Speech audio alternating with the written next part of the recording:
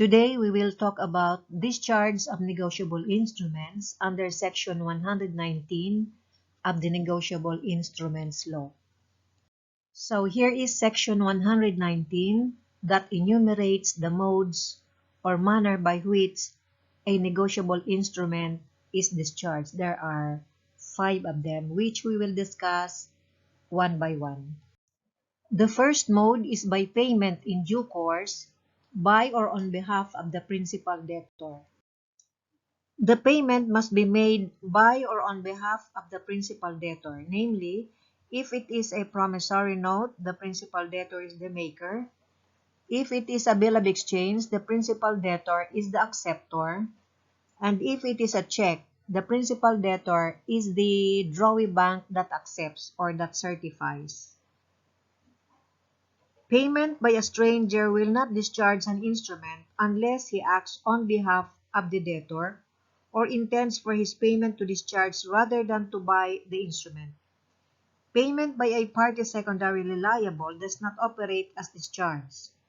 The secondary party who pays may sue prior parties on the instrument at maturity, or he may strike out his own and all subsequent endorsers and negotiate the instrument again. In due course means at or after maturity. A payment before maturity does not discharge the instrument. That would not be an absolute defense. One who purchased a note before maturity, which had in fact been paid, could collect again. A payment by an endorser at or after maturity would not discharge the instrument because despite such payment, the maker would still be liable on it. If payment is not made by the principal debtor or on his behalf, payment only cancels the liability of the payer and those obligated after him, but does not discharge the instrument. The second mode is by payment in due course by the party accommodated, where the instrument is made or accepted for his accommodation. The second paragraph provides that payment in due course by a party accommodated would discharge the instrument where an instrument is made or accepted for his accommodation. This is proper because the accommodated party is really the principal debtor.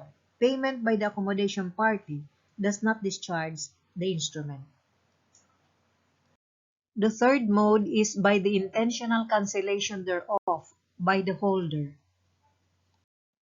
A third method of discharge is by the intentional cancellation of the instrument.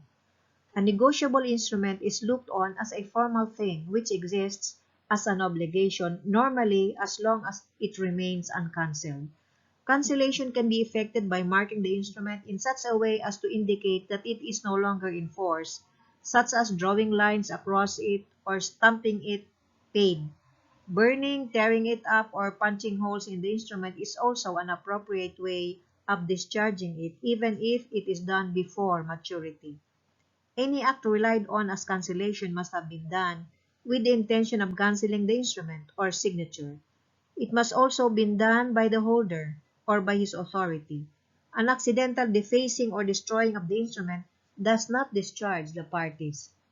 If the cancellation is accomplished in such a way that all signs of it can be removed, the instrument is enforceable in the hands of a holder in due course. No consideration is necessary to support discharge by intentional cancellation of the instrument or of a party's signature by the holder.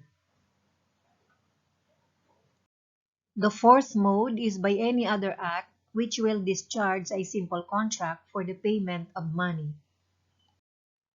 The fourth method of discharge is by any other act which will discharge a simple contract for the payment of money. Thus, if the creditor agrees to take 10 kabansa rice in payment of a debt of 10,000 pesos, and the debtor delivers the 10 kabansa rice, the debt is discharged. The last mode is when the principal debtor becomes the holder of the instrument at or after maturity in his own right. The final method of discharge is when the principal debtor becomes the holder at or after maturity in his own right. If the maker of a note is the owner of it at maturity, then the duty to pay and the duty to receive payment are merged in the same person and they cancel each other.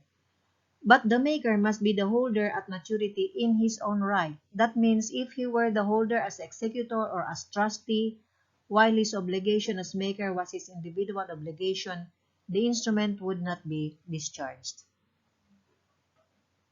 So the discharge of an instrument is generally an absolute defense.